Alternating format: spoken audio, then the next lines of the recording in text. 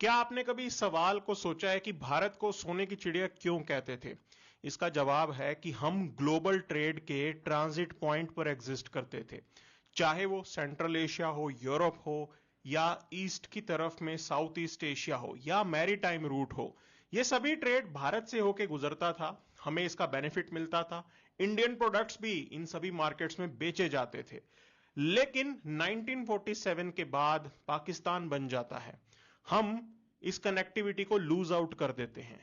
Waste में तो बिल्कुल ही कट गई। ईस्ट साइड में 1971 में बांग्लादेश बनने के बाद चीजें इंप्रूव हुई हैं। और आप जानते ही हैं, भारत ने एक्ट ईस्ट नाम की पॉलिसी भी अपनाई है। लेकिन वेस्ट की तरफ हम अब भी लुक वेस्ट ही करते हैं, क्योंकि वो कनेक्टिविटी का एंगल अब भी एक्सप्लोर नहीं हो पाया है।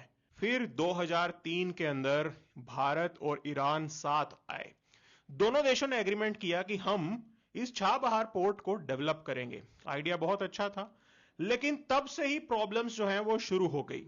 ईरान न्यूक्लियर बॉम्ब बनाने लग गया और उसके बाद यूएस सैंक्शन ईरान के ऊपर लग जाते हैं। इस प्रोजेक्ट को आगे कैसे लेके जाना है, वो बात लटक गई। चीजें धीरे धीरे इंप्रूव हुई। यूनाइटेड स्टेट्स के अंदर ओबामा राष्ट्रपति बने और उन्होंने ईरान के साथ शांति प्रक्रिया को शुरू किया। एक खास डील जिसे JCPOA कहा जाता था, यानी कि joint comprehensive plan of action, उस पर कहानी आगे बढ़ती है।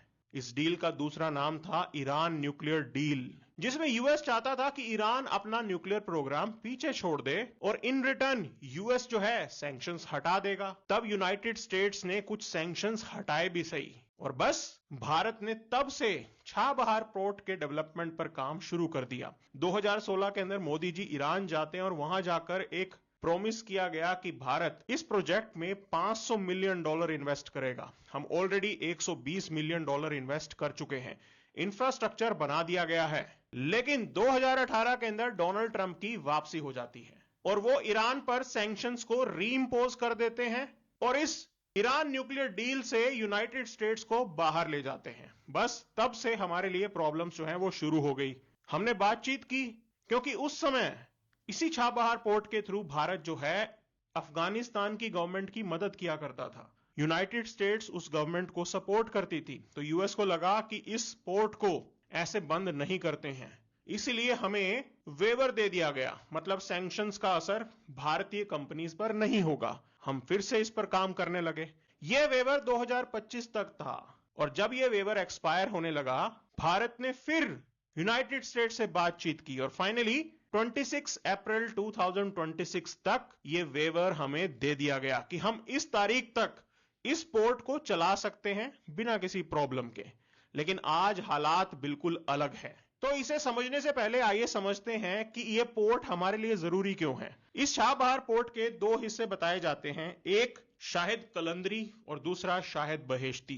भारत जो है इसी शाहिद बहेश्ती को मैनेज करता है। अब ये पोर्ट सिर्फ अफगानिस्तान और सेंट्रल एशिया की कनेक्टिविटी का सवाल नहीं है। इस पोर्ट से 140 किलोमीटर दूर है गवादर पोर्ट, जो चाइना ने बनाया है, और भारत को यह डर है कि इस पोर्ट के थ्रू कहीं चाइना मिलिट्री बेनिफिट्स ना उठा ले। तो ये हमारी रिस्पॉन्सिबिलिटी है कि अपनी नेशनल सिक्योरिटी को ध्यान में रखते हुए हम ग्वादर पोर्ट की एक्टिविटीज पर नजर रखें। उस सिलसिले में ये छाबहार हमारी बहुत मदद करता है। चीजें काफी अच्छी चल रही थी, और इससे भी अच्छा काम हुआ कि भारत रशिया के साथ अपनी कनेक्टिविटी को एक्सप्लोर करने लगा। फिर आइडिया आया international north south transport corridor का। अब इस प्रोजेक्ट के अंदर भी ये छाबहार एक सेंट्रल पॉइंट है। हम भारत के मुंबई पोर्ट से ईरान के इस पोर्ट तक जाएंगे, जिसके बाद रेलवे का नेटवर्क होगा। वहां से हम कैस्पियन सी के थ्रू कनेक्ट करेंगे। फिर दोबारा शिपिंग लेन्स की कहानी आएगी, और फिर रशियन पोर्ट्स तक इंडियन गुड्स पहुंच जाएंगे। वहां से आप चाहे तो अपने गुड्स को यूरोप के दूसरे हिस्से में भी भेज सकते हो। तो ये आइडिया बहुत अच्छा था, और ये छाबहार हर हिसाब से भारत की मदद कर रहा था। लेकिन अगर आप रीसेंट क्राइसिस को देखेंगे तो अब हमारे लिए प्रॉब्लम बढ़ने वाली है। डोनाल्ड ट्रंप ईरानियन इकोनॉमी को स्क्वीज करना चाहते हैं, निचोड़ना चाहते हैं। ऑलरेडी स्टेट ऑफ हॉर्मोज के ऊपर जो है ब्लॉकेड लगा रखा है। इस बीच ट्रंप ये बिल्कुल भी नहीं होने देंगे कि भारत की तरफ से या किसी और देश की तरफ से ईरान को किसी भी प्रकार की असिस्टेंस मिलती रहे। उसके लिए छाबहार पोर्ट पर ताला लगाना जरूरी है और शायद अब हमें वेवर एक्सटेंशन नहीं मिलेगा। लेकिन यह भारत की स्ट्रेटेजिक ऑटोनॉमी के लिए भी एक बहुत बड़ा सवाल उठ रहा है। ऐसा इसलिए क्योंकि एट प्रेजेंट यह दिखाया जा रहा है कि भारत जो है डोनाल्ड ट्रंप के प्रेशर्स के अंडर आके छाबहार पोर्ट से पीछे हट रहा है। ऑलरेडी ऑपोजिशन जो है मोदी जी को टारगेट कर रहे हैं कि भारत कैसे अमेरिका के प्रेशर के अंडर दब सकता है। दूसरी तरफ डायलेमा यह भी है कि जिस भारतीय कंपनी के थ्रू हम इस छाबहार पोर्ट को मैनेज करते हैं वो सैंक्शंस के कारण किसी और जगह पर अपने ऑपरेशंस खुल के नहीं कर पा रही है। ये कंपनी है इंडियन पोर्ट ग्लोबल लिमिटेड। तो भारत ऑलरेडी चाहता था कि कैसे किसी ईरानियन कंपनी को इस छाबहार पोर्ट के ऑपरेशंस हैंडओवर किए जाएं ताकि हमारी इंडियन कंपनी जो है वो सैंक्शंस के बोझ के तले आके ना दबे। लेकिन इस पर भी कोई एग्रीमेंट नहीं हुआ है। एट प्रेजेंट बहुत से सवाल उठ रहे हैं कि भारत कब तक यूएस के नीचे दबता रहेगा, या क्या हमारा $120 मिलियन का इन्वेस्टमेंट वेस्ट जाएगा, क्या फर्दर अमेरिका की तरफ से हमें कोई छूट मिल सकती है।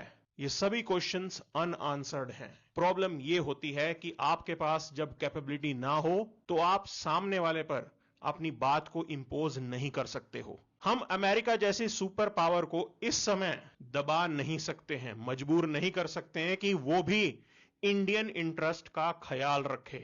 तो बस वेट एंड वॉच का सहारा है। भारत को अब वेट एंड वॉच की पॉलिसी अपनानी है। हमें वेट करना होगा कि जब ये ईरान वॉर खत्म होगा, सिचुएशन दोबारा जो है रीस्टोर होगी, तब हम इस छाबहार की अपॉर्चुनिटी को ग्रैब करेंगे और फिर अपनी कनेक्टिविटी और डेवलपमेंट के काम पर लग जाएंगे। लेकिन तब तक के लिए हमें यहां पर शांति बरतनी है और एक्टिविटी को पॉज कर देना है।